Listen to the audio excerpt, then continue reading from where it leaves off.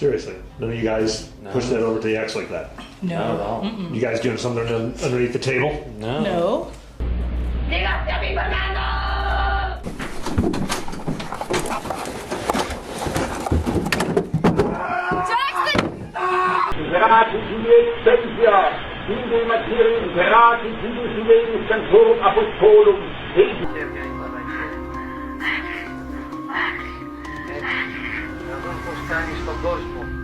Clara was a student at St. Michael's Mission in natal South Africa during this time, and it was at the age of 16 that she was said to have made a pact with Satan, which resulted in demonic possession, supposedly.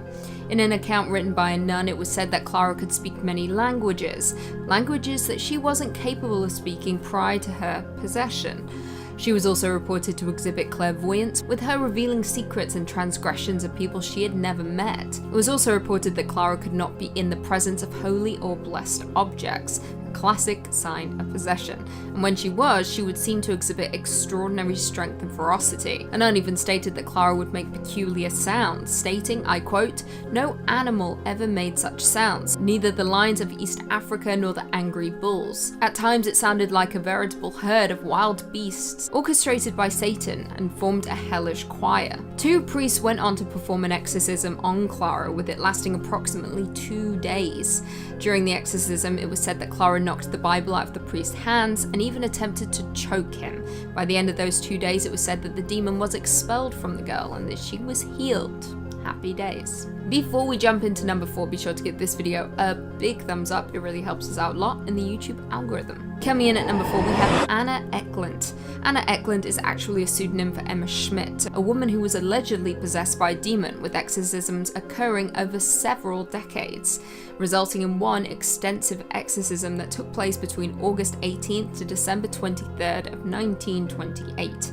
Schmidt was born in Switzerland and was raised in a Catholic household in Wisconsin, and on June 18th of 1912, she underwent her first exorcism. After exhibiting signs of possession, including revulsion of holy objects, disturbed thoughts, and inability to enter churches. Now, despite the first exorcism taking place, it appeared to be unsuccessful, with the second exorcism being performed in 1928, with Eckland being moved to a convent after once again exhibiting strange symptoms, including fits of rage and the inability to be near blessed objects. The second exorcism was reported to be incredibly violent, with Eckland even levitating and howling during it. The first session lasted until August 26th, with the second session occurring between September 13th to September 20th, followed by a final 8-day session that lasted from December 15th to December 23rd. Eckland's body began to deteriorate during this time due to lack of food and constant vomiting. On December 23rd, Father Risinger commanded the demons out of Eckland and seemingly cured her of her possession. Coming in at number 3, we have Michael Taylor. Born in 1944, Michael Taylor was a man from the UK who became notable after he alleged that he was possessed by a demon. Taylor reported feeling evil inside of himself, even verbally lashing out during a Christian fellowship group. His behavior continued to become more erratic, with a local vicar turning to other ministers to call out the demon that was supposedly living inside of Taylor. An exorcism took place between October 5th to 6th, with the ministers believing that after an all-night session they had cast the demons out of Taylor. However, they did state that 3 remained: insanity, murder, and violence. However, Taylor was allowed to go home. When he did return home, though, he brutally murdered his wife, and he was found by local police naked in the street and covered in his own blood. At his trial, Taylor was acquitted on grounds of insanity and was sent to Broadmoor Hospital for 2 years before being sent to a secure ward in Bradford, before ultimately being released. Jumping forward to 2005, Taylor was once again in the news after touching someone inappropriately, resulting in him once again being ordered in psychiatric treatment. Seems less like the devil and more like a deranged human being who should not be allowed to live amongst society. In my opinion, that is. Coming in at number 2, we have Anneliese Michel. Anneliese, often referred to simply as Anna, was a German woman who was said to have undergone roughly 67 Catholic exorcisms during the year prior to her death. When Anna was 16 years old, she began to experience seizures and was ultimately diagnosed with psychosis caused by temporal lobe epilepsy. Not long after that, she was diagnosed with depression and was treated at a hospital. However, by the time Anna turned 18, she began to exhibit violent tendencies. She began hearing voices and was intolerant of religious objects that were around her family's home. Her condition continued to worsen, resulting in her family believing that she was possessed by a demon. The family ultimately turned to the Catholic Church for help, with priests being approved to conduct a series of exorcisms on the girl, with the family halting any communication with doctors altogether. During the ordeal, Anna began to stop eating and ultimately passed away from malnourishment and dehydration following 67 grueling exorcism sessions. The girl's parents and the 2 Roman Catholic priests were found guilty of negligent homicide and spent 6 months in prison for their crimes. There are many popular horror movies that took inspiration from this case, including The Exorcism of Emily Rose, as well as Anneliese the Exorcist tapes. And finally, in at number 1 we have Roland Doe. Now this case claims our number 1 spot, and rightfully so, with this true possession case being the story to inspire the movie The Exorcist. Back in the late 40s, a young boy dubbed Roland Doe was alleged to be possessed by a demonic entity, with priests from the Roman Catholic Church performing a series of exorcisms to attempt to expel the demons residing within. Roland Doe was said to be a German Lutheran, with him and his family residing in Cottage City in Maryland. However, according to reports, on one particular occasion his spiritual aunt allowed him to play with a Ouija board, which may have resulted in his supposed possession. According to reports, following the death of Roland Doe's aunt, the family began to experience strange goings-on within the home. Noises, furniture moving on its own accord, and ordinary objects levitating.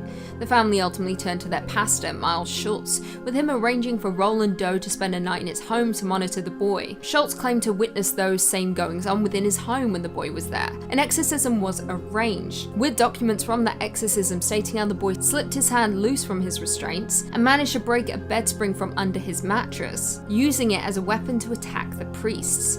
During another exorcism on the boy, it was reported that words such as evil and hell appeared on Roland Doe's body, with the mattress beginning to shake during the ritual. Despite the terrifying goings-on after the rite was over, it was said that Roland Doe went on to lead a rather ordinary life. However, like I said, this case shocked the world after William Peter Blatty chose to use elements from the events in his novel The Exorcist back in 1971, with the famous story going on to be one of the most successful and famous movies of all time. Well, in 5th place, we have the case of Anneliese Michel. She grew up practicing Christianity in Bavaria, West Germany in the 1960s, where she attended Mass twice a week.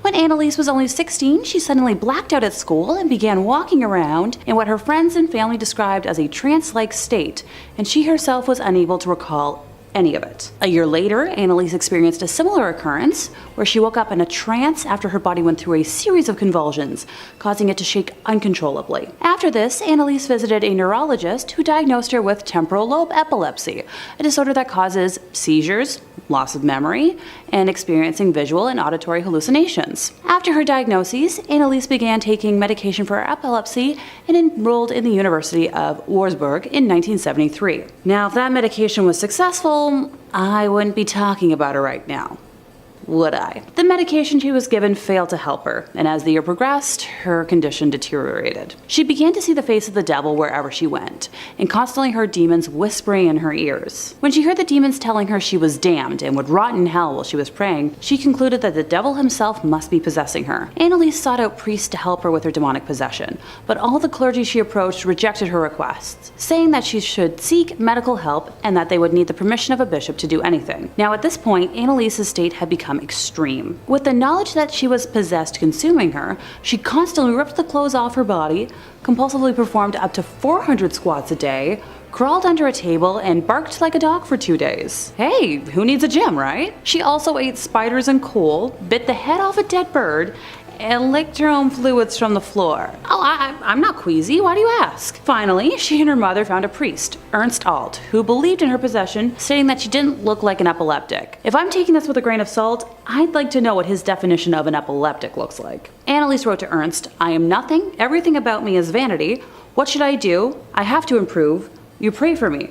I want to suffer for other people, but this is so cruel." Ernst petitioned the local bishop, Bishop Joseph Stangl, who eventually approved the request and granted local priest Arnold Renz the permission to perform an exorcism, but ordered that it be carried out in total secrecy. Now, being granted an exorcism in the 70s was like winning the lottery. They were very rarely granted due to the sensationalism caused by the release of The Exorcist, and the Catholic Church was determined to protect their reputation. Reputation at the time. Fine, reputation on exorcisms at the time. I know, it's the church. Over the next 10 months, following the bishop's approval of Anneliese's exorcism, Ernst and Arnold conducted 67 exorcisms, lasting up to 4 hours per session on the poor woman. Absolutely heinous. Through these sessions, Anneliese revealed that she was possessed by 6 demons: Lucifer, Cain, and Nero, amongst others. And that just there was how I learned that Nero was more than just a former Jeff Hardy gimmick.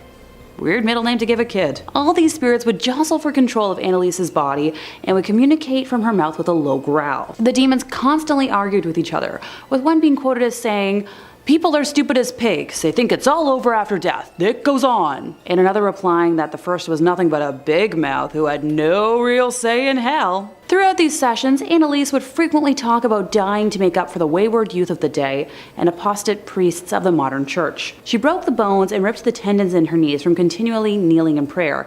And I just felt that statement in my own ballet-worn knees. Ouch. Over these 10 months, Anneliese was frequently restrained so the priest could conduct exorcism rites. She slowly stopped eating and eventually passed from malnutrition and dehydration on July 1st, 1976 at only 23 years old. In 4th place, we have the nuns of Loudun and Louviers. Louviers? My French is 50-50 right now. Time to hop in my little time machine and head back to 1642 when 18 nuns became possessed. Father Mathurin Picard, the nunnery director, and Father Thomas Boule, the vicar at Louviers, were convicted on the evidence of the possessed nuns' recounts. The youngest of the group, being only 18 years old at the time, Sister Madeleine Bavin, was the initial possession victim. Her testimony was successful in throwing the church into a state of panic, alleging that Fathers Picard and Boule had taken the nuns to secret sabbats. At these gatherings, they became familiar with numerous demons, specifically including the demon Damon. Try saying that without tripping over your tongue.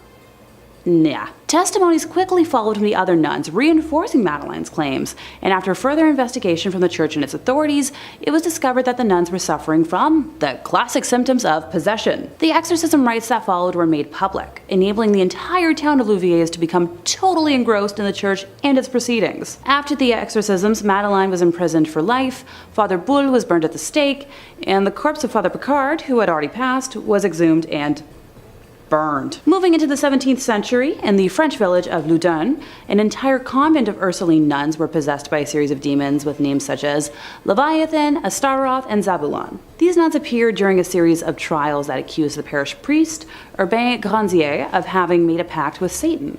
Photos of the signed pact still exist, with autographs from the devil and the previous mentioned demons possessing the nuns. In a series of public trials and exorcisms, these nuns barked, screamed, convulsed, and spoke in devil language. These sights led to a public hysteria that ultimately ended in Urbain being burnt at the stake. The events of the Loudun possessions were turned into a book by Aldous Huxley called The Devils of Loudun in 1952, which was then adapted as the 1971 film The Devils.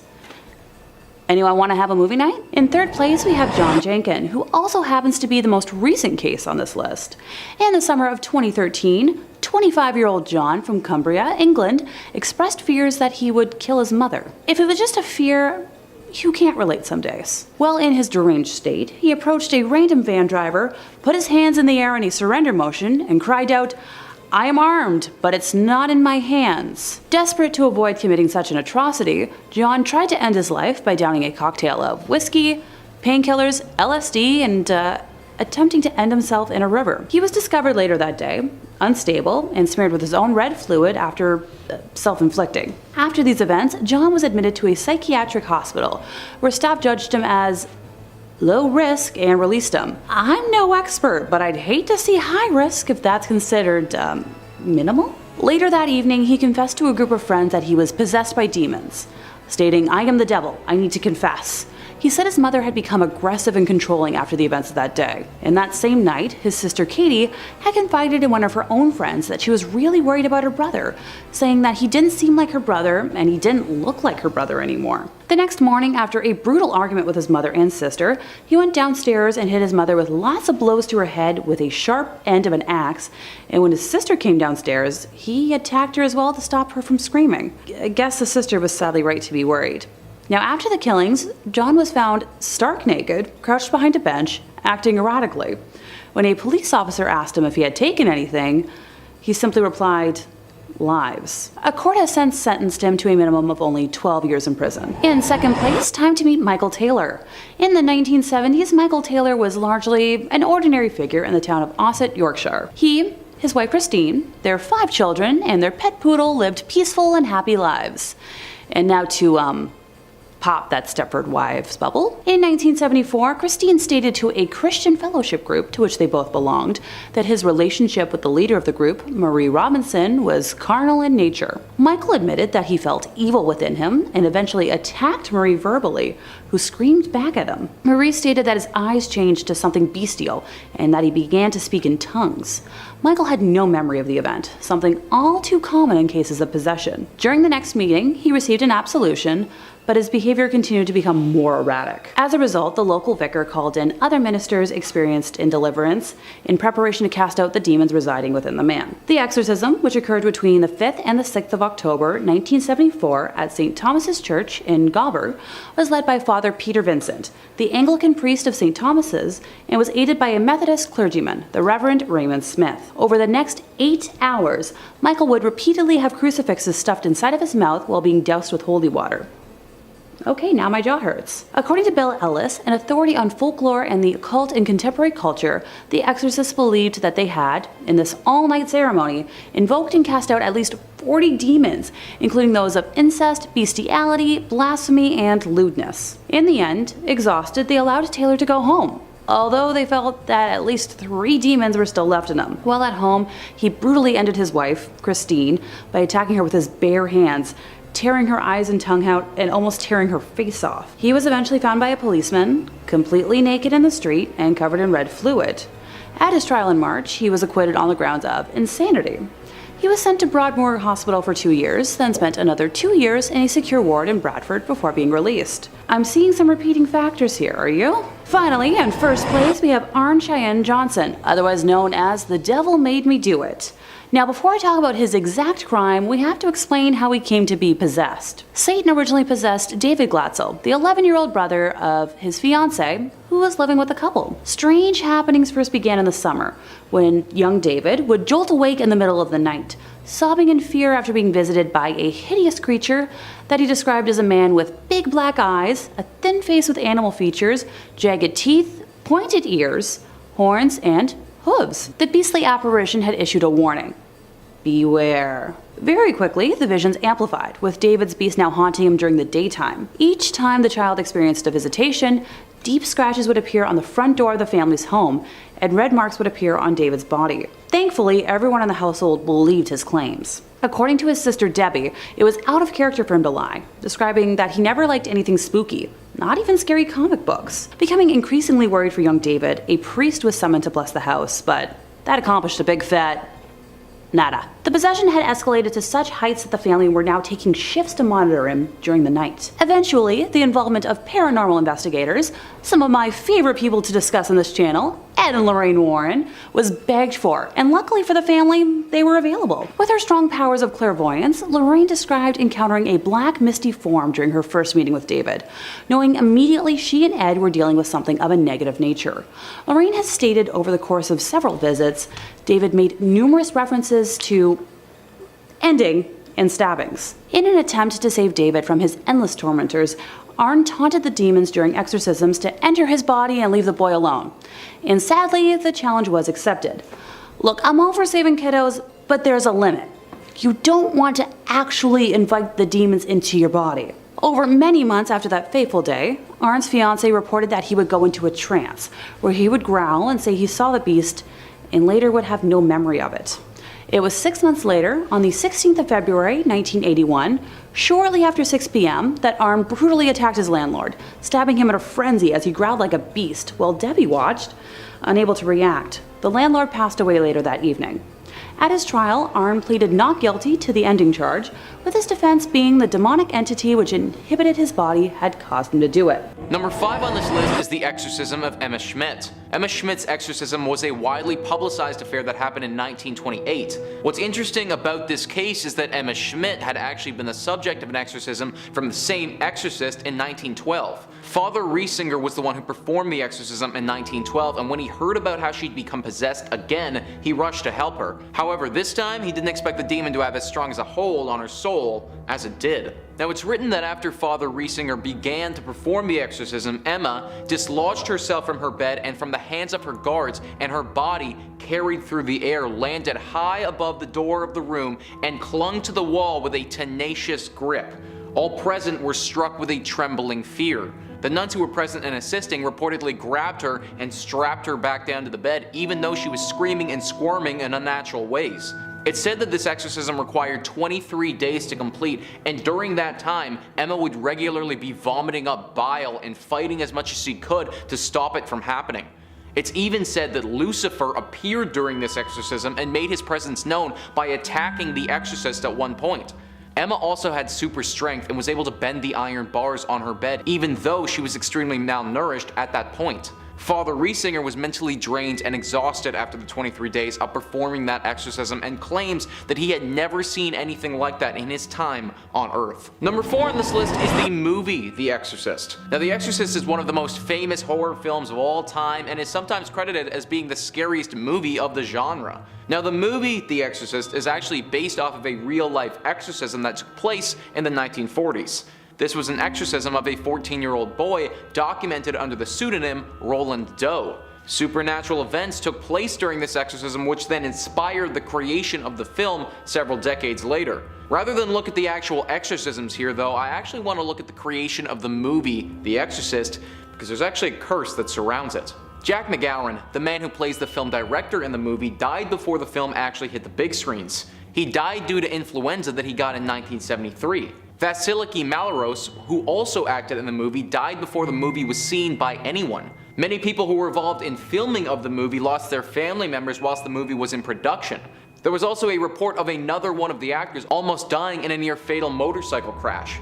This was all coupled with the fact that in the early production of the movie, the entire set caught fire because a bird flew into the circuit box. There were several other crazy mishaps that went on during the filming of this movie, along with the actual premiere, which was then hit with a lot of controversy. All of this has led people to believe that there is actually a curse tied to the movie and the entire production of it. Some believe that the demon from the initial exorcism in the 1940s came back to incite some chaos on the team recreating the story. Whatever the case was, it's certainly pretty crazy that one of the scariest movies of all time had one of the most controversial and scary filming processes of all time as well. Number 3 on this list is the exorcism of Terrence Cottrell. Terrence Cottrell's exorcism is a sad story of a little boy who lived in Milwaukee in 2003. Terrence, in his mother's eyes, had been possessed by a demon and she believed that it needed to be exorcised from him. This wasn't the case though. In fact, it seemed that Terrence had actually been diagnosed with autism. However, the mother refused to believe this was the case and instead convinced herself that he was possessed. In 2003, she drove her boy to a strip mall in Milwaukee where there was the Faith Temple Church of the Apostolic Faith. A bunch of evangelical Christians gathered here and they had agreed to perform an exorcism on Terrence and get rid of this so-called demon once and for all. Sadly, this isn't what happened at all, and as I imagine many of you can expect, Terrence was killed during the ritual. Once he arrived at the church, a sheet was thrown over top of him and it bound his arms and legs. The pastor, Reverend Ray Hemphill, who was performing the exorcism, lay the boy down with the sheet over top of him and then lay on top of him himself, whispering his ritual into the child's ear. This went on for over 2 hours until the Reverend and the group realized that Terrence had died. The official cause of death was listed as mechanical asphyxia due to external chest compression. The pastor had lied on Terrence for too long and his weight basically crushed his chest. This, along with the fact that he'd been wrapped in a sheet, which would have made it difficult to breathe anyways, caused the boy to suffocate. This case was obviously brought to the court of law and it was revealed that our so-called exorcist was never properly trained on the subject at all. He went to jail for 2.5 years and was barred from performing exorcisms unless he received extensive training on how to do them in the future. Number 2 on this list is an exorcism performed by Father Gabriel Amorth. Father Gabriel Amorth lived for almost a century and performed over 60,000 exorcisms in his long life. He's seen his fair share of demons and possessions, but one story in 1997 sticks out to him as being particularly bad. He co-wrote a book called The Devil is Afraid of Me, where he details his extensive history with exorcisms, so if this is interesting to you, then I recommend checking that out. In that book, they describe this particular exorcism in detail, stating that his curses and threats were aimed solely at the exorcist. Then he began spitting at him and preparing to attack him physically. The book goes on to say that screaming and howling, the demon burst forth and looked straight at him, drooling saliva from the young man's mouth. This was all being conducted on a young man who had apparently been the victim of a demonic possession for months, and it was happening in Amorth's small exorcism room in Rome. Amorth says that after the demon revealed itself, he screamed back, "Whoever you are and all your companions who possess the servant of God, as I command you, tell me your name, the day and the hour of your damnation." To which the demon replied, "I am Lucifer." The room then became icy cold and crystals started to appear on the windows. The young boy began to float in his chair, and actual real-life nails that Amorth still has to this day started to form in this person's mouth. Amorth was bellowing the word of God at this point, and the demonic boy was shrieking at the top of his lungs. Finally, the boy fell to the ground and looked completely spent. This was only the first exorcism performed on this boy, and to fully exorcise the demon, it took Amorth several more months of sessions like this. But up until the day he died, he swore he never saw a demon that had that strong of a hold on somebody's soul. Number 1 on this list is the exorcism of Ryan Eastaugh. Ryan lived back in the 1200s in Ireland. He worked as a fisherman and supported his newlywed wife. Ryan worked with another older fisherman named Hugh, and Hugh had basically taught Ryan everything that he knew. In fact, when Ryan was younger, he was an orphan, and being completely homeless would have to steal to survive. One day, Hugh caught Ryan stealing from him, and rather than get the law involved, decided that he would take Ryan under his wing. That was over a decade ago, and even though Hugh wasn't blood related to Ryan in any way, he may as well have been based on the relationship that the two had developed. One evening, the pair were out on the water longer than they had intended, and a storm whipped up. The men were trying to sail back to shore, but the winds were harsh and unforgiving. With one swift gust, the boat was rocked hard and Hugh was thrown into the waves. Ryan ran to the side of the boat and saw as Hugh struggled to stay above water, but rather than help him by throwing him something or diving in himself, Ryan froze and just stood there. He stood there, planted, indecisive about what to do, and slowly, Hugh drowned right before Ryan's eyes. Ryan managed to weather the storm, and once it subsided, got the boat back to shore, but he was never the same after that. His mood grew dark, his outlook on life was gloomy, and his temper would often rage. His wife, who was now pregnant with his child, feared the worst, believing that Ryan may have become possessed with a demon. Without Ryan's knowledge, she got in contact with an exorcist and had him wait at their home for when her husband would get back. He came home late the night that the exorcist was there, and it was clear that he'd been drinking. He found his wife sitting there with the man, and upon hearing her explanation of the scenario, grew furious. The exorcist saw this deep anger and took it to mean that the demon was coming out and possessing Ryan. As Ryan's anger grew, the exorcist pulled out his cross and started chanting some deep incantation to keep the demon at bay. He barely got through the first few lines though, when Ryan grabbed a nearby bottle and struck the exorcist across the head. The man hit the ground and blood pooled from that large indent that was now sliced across his forehead. He was dead, and Ryan had murdered him. Immediately the fury was replaced with regret, and Ryan dropped to his knees. Sadly, it was too late though. The deed was done and he was sentenced to death shortly afterwards. Whether Ryan was actually possessed by a demon or not, that's unknown. I personally think the only demons that he was ever possessed with are the demons that he imposed onto himself for never acting when his father figure, Hugh, drowned in front of his eyes. Number 5 on this list is the Exorcism of Dan Abudani. Dan was a young adult living in Malaysia who ran a local business that he inherited from his father. He sold textiles and did okay for himself, certainly not getting rich, but also not being dirt poor either. For reasons unbeknownst to him, Dan started to notice some strange ongoings at his store. He had been running it for roughly a year, and all of a sudden, strange things started to happen. The lights, which were brand new, would flicker uncontrollably and then just as quickly stop as if nothing happened. The register would sometimes just open without warning, as if some ghost thief was trying to rob Dan. A harsh wind would blow his textiles when there was no window or door open for wind to blow through. Dan was never somebody to believe in the paranormal or anything like that, but his late father was, and he remembered him telling him a legend of a family who was killed on this area of land prior to them erecting their textile company. After some months of these ongoings, he finally decided to get in contact with somebody who knew something about the supernatural, and they recommended getting an exorcism done. Dan was reluctant at first, but finally caved and had an exorcist brought in to see if they could do anything. After examining the space, the exorcist insisted that not only a ritual be performed on the storefront, but also one be performed on Dan to make sure that no demon was clinging on to anything in the space. If Dan was going to go down this route, then he had better do what they tell him, so he agreed. He was strapped down to a chair in the back of the store, and the exorcist began performing their ritual. At first nothing happened, but then the wind started to pick up, enough, the lights started to flicker and the register began operating as if it had a mind of its own. A deep shadow filled the room, and even though the lights were on, it felt like darkness was overpowering them. The exorcist was chanting his ritual as loudly as he could at this point, trying with all of his ability to exorcise whatever was occupying the space. Just as it felt like he might be making progress, a deep voice boomed throughout the space and said, "Leave my home." Just as that finished, a pair of scissors that was lying on one of Dan's workbenches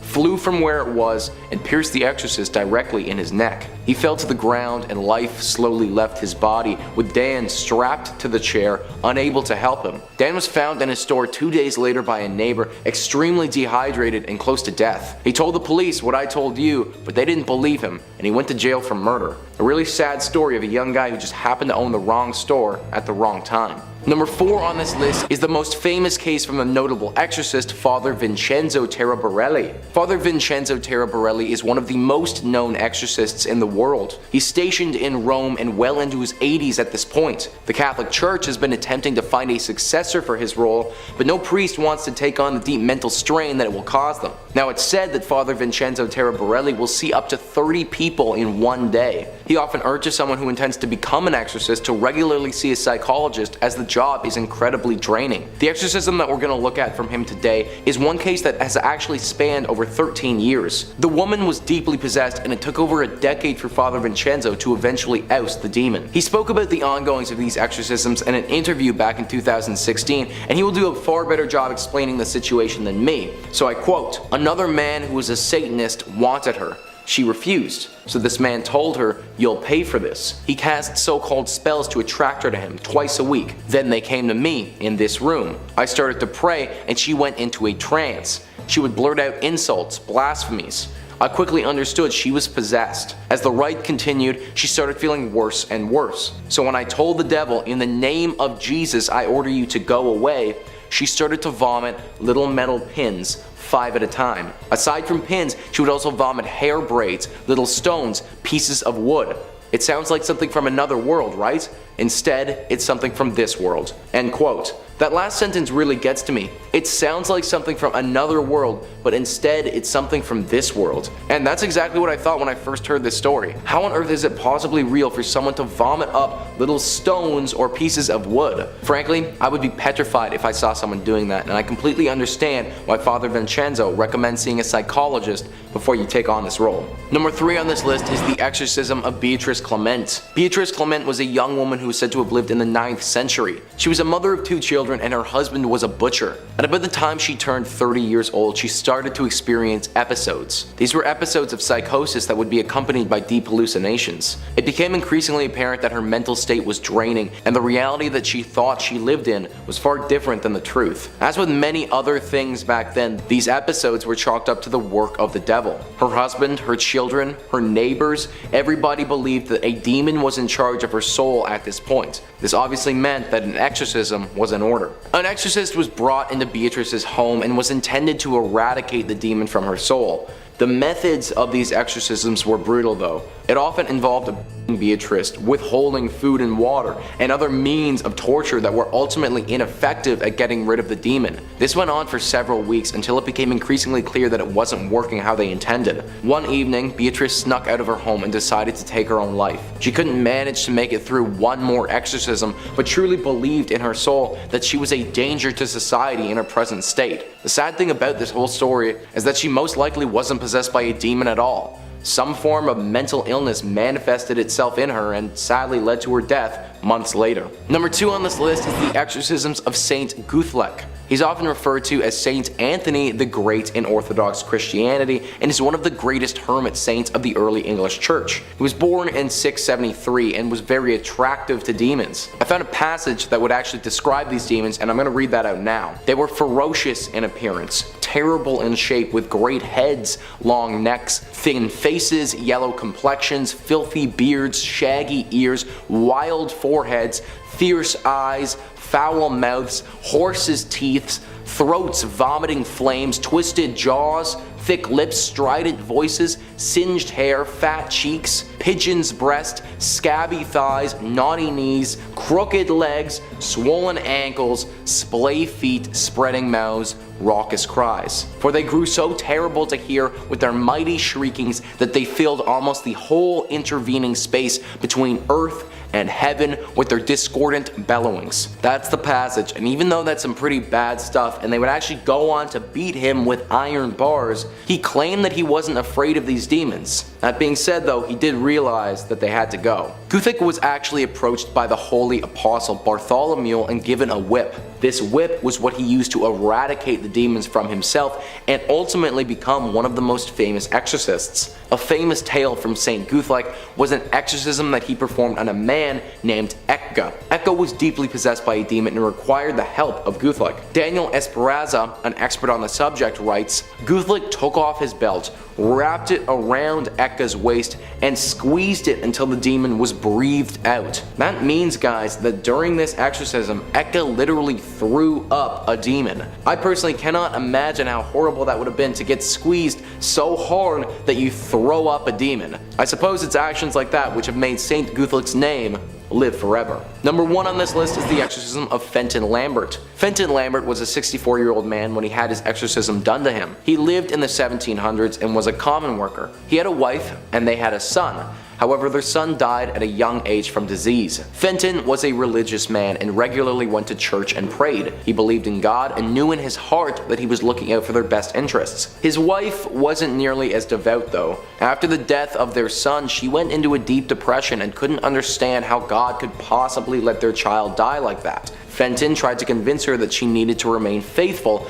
but knew that she never fully bought into that way of life again. One thing he wasn't aware of though was how far she'd went in the other direction. One evening he woke up to find his wife staring over top of him. He was laying on the bed and he was tied down so that he couldn't move. He squirmed and tried to protest, but his wife wasn't having any of it. He could see that by the look in her eyes she was clearly not connected to reality anymore. She started to chant some demonic ritual of some kind, words that Fenton had never heard come from her mouth before. Then his wife procured a knife and brought it to Fenton's chest. She continued her chant and then began cutting into him, not deep enough to kill, but enough to cause a serious laceration. Fenton was squirming as much as he could and through his struggling got his left hand free. He hit his wife to the ground and quickly freed his other hand before she could get back to him. Recovered from the hit, she jumped on him and tried to get him back into his restraints. The pair tussled until Fenton once again threw her to the ground where she stumbled and landed on her knife. She proceeded to slowly bleed out in front of her husband's eyes.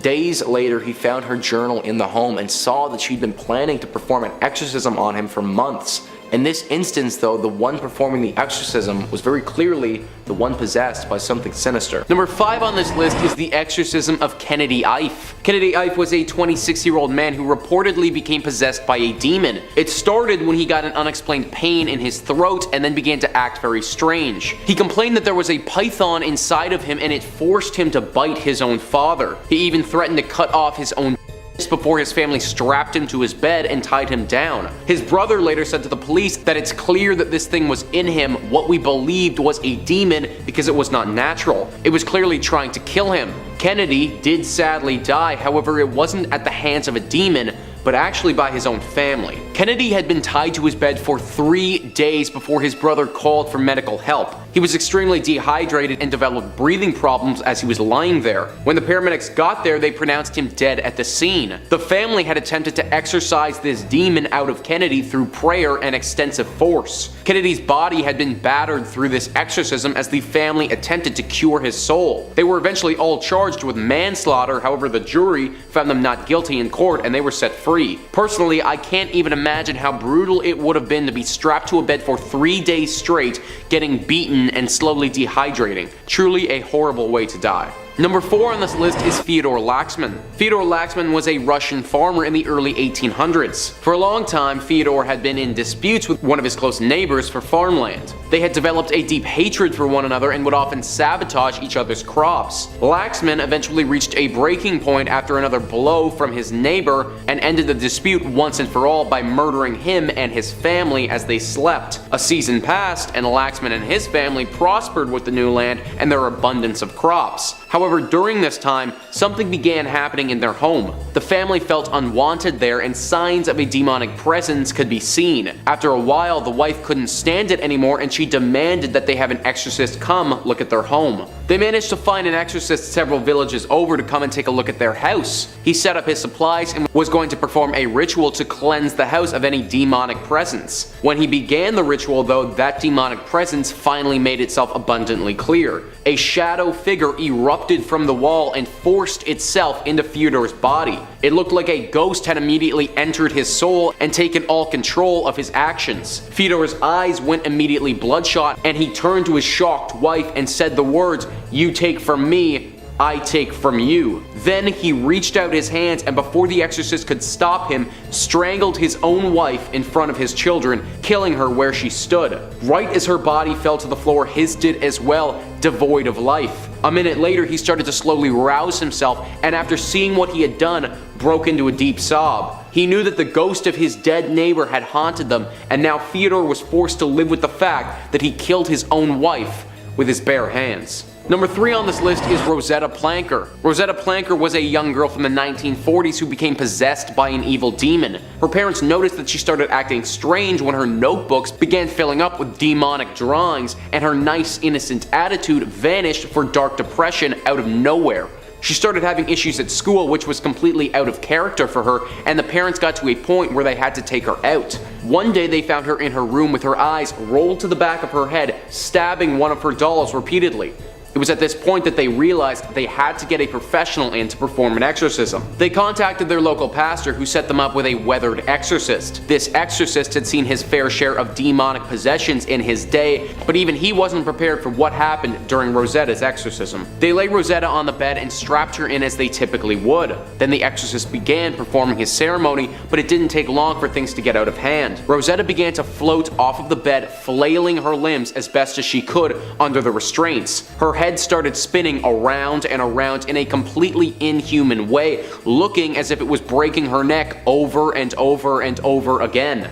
She was screaming at this point, but it wasn't her voice or any voice that anyone present was familiar with, nor was the voice making any sense, just demonic gibberish nobody could understand. When her ascension reached as high as the restraints would allow, her chest kept going further up and further up, until finally her chest snapped open and blood exploded everywhere. A black ooze spouted onto her parents and the exorcist sending them back and disorienting them. The exorcist was forced to stop as he was blown back and covered in this black ooze. When he wiped it off his face and opened his eyes, he saw the ugly remains of Rosetta laying on the bed. The demon had clung onto her soul so tightly that it refused to leave without taking her with it. I can't even possibly imagine what it would have been like to be in that room or for the parents having to watch something like that. Number 2 on this list is Anneliese Michel. Anneliese Michel's exorcism story actually inspired the very popular horror film The Exorcism of Emily Rose. What happened to Anneliese is certainly not pretty. She was a young German woman who was born in the 50s. All of her life she struggled with serious mental health issues. Depression, hallucinations, and bad psychosis were all side effects of these problems, which she actually had to be hospitalized for at some points. What was very strange was that her symptoms would often coincide with her being around religious acts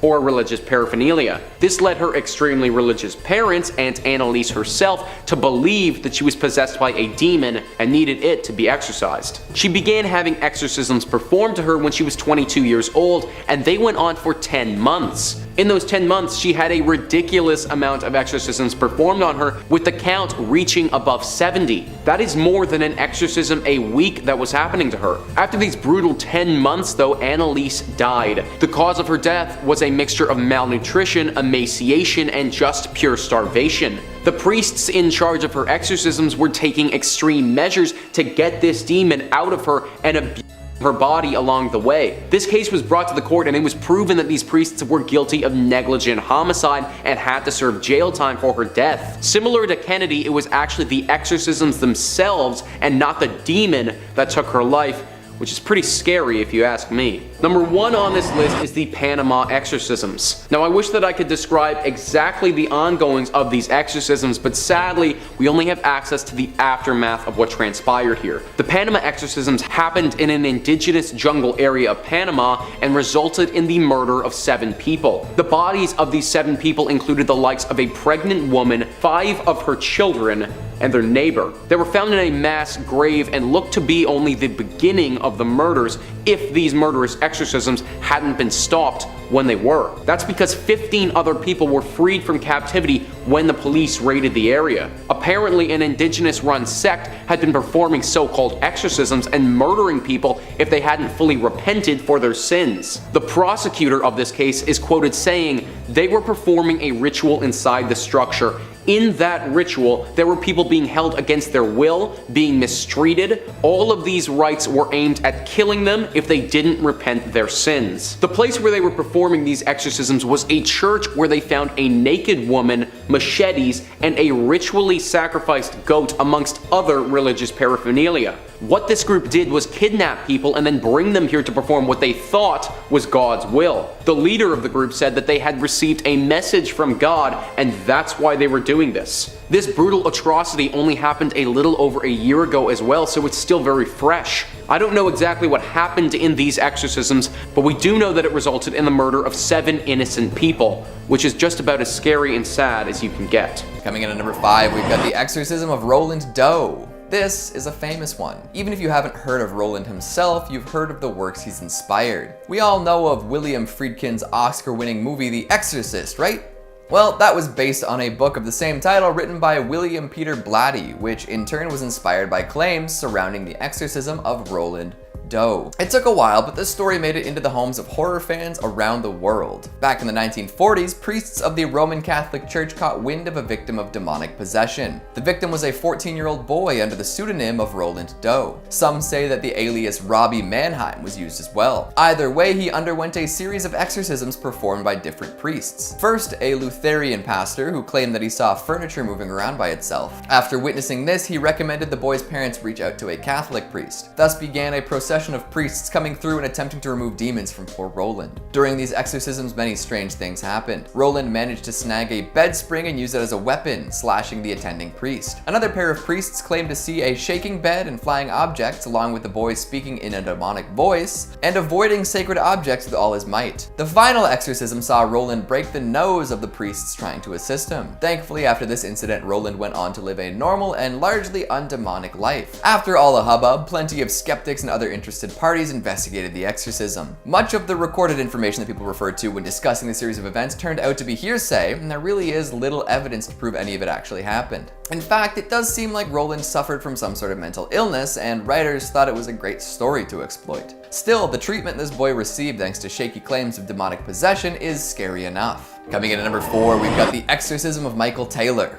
The year was 1974. Family man Michael Taylor lived with his wife and 5 kids in Ossett, an English market town near Wakefield. Most folks knew him as a relatively easygoing man, although he did suffer from depression linked to a back injury sustained years ago. The townsfolk were particularly religious, but the Taylors were not. This led a friend of the family to attempt to ease his pain through spirituality. She brought him to a church group and he became part of the religious community. Leading this group was a 21-year-old pastor by the name of Mary Robinson. As Michael spent more time with the fellowship, his wife, Christine, grew suspicious. Michael and Mary started spending lots of time together, engaging in activities like staying up all night and making the sign of the cross at each other to ward off evil. In fact, Michael's personality changed entirely. He adopted very strange beliefs and was bad-tempered around the house. Christine decided she'd had enough. She called him out in front of a large gathering of people, causing him to lash out. All in attendance claimed that something came over him as he screamed in tongues and flailed about. Eventually, he was restrained by a group of people and everyone decided it would be best if an exorcism was performed. 2 ministers were brought to Ossett to go through with it, and it ended up lasting overnight. Michael screamed and flailed and scratched and bit the whole time, prompting the ministers to tie him to the floor. They claimed that over 40 demons had possessed Michael and they weren't going to leave easily. In fact, the priests succumbed to exhaustion at 8 a.m. the next morning. They told Michael and Christine to head home and rest up for the final part of the exorcism, which in hindsight was a bad call. Now, whether or not demons actually infested Michael can never be proven, but what he did next definitely can be. A couple of hours after being sent home, Michael was found covered in blood. He had killed Christine as well as their pet dog. The entire living room was covered in blood and Christine's face had been ripped off. Michael had succumbed to something terrible and murdered his wife after his awful exorcism. Something tells me the church's intervention might not have helped poor Mike, and it definitely didn't help Christine. Coming in at number 3, we've got the Exorcism of Terrence Cottrell. This is just terrible. In 2003, a young boy named Terrence Cottrell was brought to a church by his mother. There was to be a prayer service for the young lad at the strip mall-based place of worship. Terrence had autism, which his mother had decided was caused by evil spirits. The prayer service was intended to drive these spirits out of Terrence's body and cure him of his condition. But it wasn't just prayer that these folks employed. Members of the congregation were to sit on Terrence's limbs in order to ensure he stayed still, while the pastor, Ray Hemphill, sat on his chest and whispered to the demons. This went on for hours as Terrence struggled, but eventually he gave in and suffocated. In the investigation that followed, it was discovered that Ray Hemphill had never received any formal religious training and was actually ordained by his brother. He was not qualified to be performing an exorcism, nor was he really ready to be leading services. What bothers me the most is how blindly the folks of the church followed his lead, allowing him to literally suffocate an 8-year-old boy. No charges were laid against the other people involved in the terrible ritual, as they all cited their Fifth Amendment right to refuse to testify in order to protect themselves. My goodness. Coming in at number 2, we've got the Exorcism of the Ammons family. Most exorcisms involve one person possessed by multiple demons, right? Well, what about a whole family possessed by demons? Apparently this did indeed happen in Indianapolis. In 2011, LaToya Ammons and her family moved into a rental house along with LaToya's mother. Soon after they settled in, they noticed that an unnatural amount of black flies were swarming their porch. If that doesn't seem too weird to you, keep in mind that this was in December. They did their best to get rid of these pesky insects, but they just kept coming back. They would also hear footsteps throughout the house late at night and would often find doors swung open that they knew they'd left closed. One night, a dark figure was seen pacing in the living room, leaving wet boot prints behind. Things only got weirder from there. Late one night, following the funeral of a loved one of Ammons' children levitated above her bed for all to see. After seeking help from a team of clairvoyants, the demonic possession got even worse. The children would don evil smiles, and their eyes would bulge as they discussed satanic things and conversed with people who weren't there. After one particularly bad incident ended up sending 2 of her boys to the hospital, medical staff witnessed the 9-year-old son walk backwards up a wall. All of this craziness led to the Department of Child Services getting involved, and the children were taken into custody. This prompted Ammons to take more decisive action. She brought in a priest who sought official permission to perform an exorcism. Bishop Dale Melchick was reluctant, but Reverend Michael Maginot sought help from other priests who had performed exorcisms. Eventually the house was cleansed of demonic presence, but not before Ammons was put through hell. The story does have a happy ending though, as 6 months after her children were taken into DCS custody, LaToya was able to welcome them back home. Honestly, this is a very interesting read, so go check out the whole story in the description. And finally, at number 1, we've got Anneliese Michel. We started with the basis for an exorcism movie and will end with the basis for an exorcism movie. Anneliese's story was eventually turned into The Exorcism of Emily Rose. Originally, it was a tale from Germany. When Anneliese was 16, she was diagnosed with psychosis caused by temporal lobe epilepsy. However, being a devout churchgoer, she and her family were convinced that she was possessed by a demon. They did try to help her condition using medications, but after 5 years with no improvement, they were desperate for results. The family appealed to the Catholic Church, which reluctantly sent 2 priests to attempt to exorcise the young woman. When the exorcisms began, the parents stopped consulting doctors. These events, in conjunction with each other, led to the untimely death of Anneliese. 67 exorcism sessions were performed, during which Anneliese refused food and water. She succumbed to malnourishment and dehydration. Her parents, as well as the priests, were found guilty of negligent homicide for their actions. My word. Number 5. Amy Stamatis, 2006. Amy Stamatis was a nurse living in Searcy, Arkansas, and working at a hospital in the nearby town of Little Rock. The then 49-year-old was writing reports and suddenly realized that she had completely forgotten her training and could not remember any of the details of how to do her job. Not being able to continue in the field that she had dedicated her life to, she was forced to resign her post. Despite having been a jogger for years, she suddenly found herself unable to engage in that activity either. One by one, the things that brought her joy were suddenly becoming out of reach. Her mental condition worsened with incidents of her hearing voices, removing her clothes in public, suddenly screaming at loved ones, and climbing a 7-story parking ramp with the intention of leaping off of it. Although police officers managed to talk her down from this incident, the voices she was hearing continued to convince her to commit acts of self-harm, culminating in her jumping from the 2nd-story window of her house, resulting in her becoming paralyzed from the waist down. While she was recovering in the hospital, she received a visitor, a Pentecostal evangelist named Cindy Lawson, who claimed to have successfully performed 10 real exorcisms before, having witnessed people's eyes changing colors during the ritual, and even a few cases of levitation. Lawson claimed that God had spoken to her and told her to go to the hospital where she would find Amy, who was unknowingly possessed by demons. Stamatis agreed to let Lawson perform an exorcism, and though she has no memory of how the event went down, family members who were present claimed to see an instant change in Amy after it was complete. Number 4. The infamous Arne Johnson case. 1981. In 1981, a young boy in Brookfield, Connecticut named David Guthlac began having vivid night terrors. As time went on, these nightmares began infiltrating his everyday life, with him seeing haunting figures such as an old man with a white beard, a man with big black eyes and animalistic features and jagged teeth. He then began engaging in bizarre behavior like kicking, biting, seizures, and marks of strangulation appearing out of nowhere. His family reached out to Ed and Lorraine Warren, who concluded that David was possessed by a demon. Priests performed 3 exorcisms on David, which supposedly caused him to levitate. In the chaos, the boyfriend of Debbie, David's older sister, Arne Johnson, confronted the demon and told it to leave the child alone and to take him instead. David made a full recovery, but the demon decided to take Arne up on his offer. A few months later, Arne stabbed his landlord to death, and upon apprehension claimed that the devil made him do it. His trial marked the first time in history that someone entered a plea of not guilty for reasons of demonic possession, although this plea was rejected. David was charged with manslaughter and served 5 years of his 20-year sentence, and ended up marrying Debbie Guthlac. Their story was loosely adapted into the 3rd Conjuring film, which follows Ed and Lorraine Warren's involvement with the case. Number 3.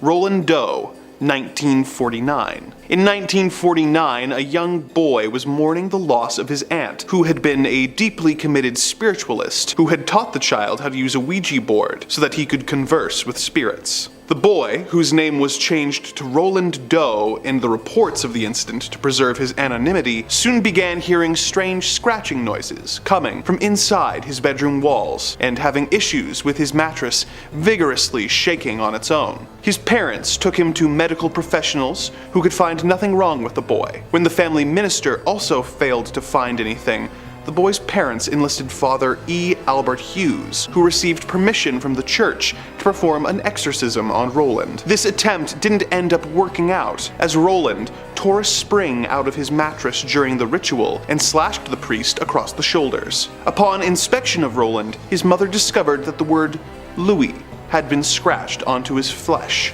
She took this as a sign to go to St. Louis, where she met Father Walter H. Halloran and the Reverend William Bowdern. They attempted nightly exorcisms on the boy, during which the child was sent into a rage at the sight of a crucifix, caused the bed to rattle, and made items fly across the room. The clergymen found a large X scratched on Roland, which caused them to conclude that he was possessed by 10 different demons. On the 21st attempt, Roland gained control of himself, claiming that the spirits were gone, and that he had had visions of St. Michael fighting and defeating the devil on his behalf. Roland never suffered any further incidents of demonic interference again, but the story of his ordeal inspired the novel The Exorcist, which was adapted into the classic horror film of the same name. Number 2.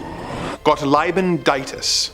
1842. Our next entry takes us to the German village of Mottlingen in 1842. Residents of this sleepy village started to notice strange noises and odd goings-on at the home of a 28-year-old woman named Guthlac, who believed that her house was being haunted by the ghost of a woman who was always seen carrying a baby in her arms. Ditis began being affected and would drift in and out of a trance-like state, seemingly blacking out for days at a time. The local pastor, Johann Christoph Blumhardt, took it upon himself to free Ditis of her affliction, which had lasted for 2 whole years before he got involved. He claimed that Ditis was possessed by several demons, as well as the spirit of the woman that she had reported seeing, who Blumhardt believed to be the ghost of a local murderous widow who had been known for burying children in a nearby field. The exorcisms he performed on Ditis were horrific, with her reportedly vomiting blood, broken glass, and even nails. The exorcisms continued until one day Ditis appeared to snap out of her possession, declaring that all the demons and spirits had been cast out and that Jesus was the victor. Number 1. Clara Cele, 1906. In one of the first documented exorcisms in South Africa, a 16-year-old orphan named Clara Germana Cele was staying at the Marion Hill Mission School in Umzinto when she began exhibiting violent behavior. The behavior became more and more extreme until one day the teen began growling, tearing at her clothes, and demanding to speak with the local priest, Father Erasmus Horner. Clara confessed to the priest that she had made a deal with the devil himself, and when the nuns tried to pour holy water on her, her skin began to burn. She would go wild and convulse at the sight of religious iconography, showed immense strength disproportionate to her size, and she began speaking languages that the young teen could not possibly know. When Clara began levitating in front of them, the priest and the nuns got permission to perform an exorcism on her. The exorcism was a wild ordeal, with Clara trying to strangle the priests, levitating at various times, and in perhaps the most horrifying and amazing moment of the ritual, transforming into a serpent who bit one of the nuns. The exorcism lasted for 2 full days and was performed in front of 170 people. By the end of the second day, the demon reportedly caused Clara to levitate one last time before leaving her body, never to return. Clara was demon-free, but unfortunately died 6 years later of heart failure at the age of 22.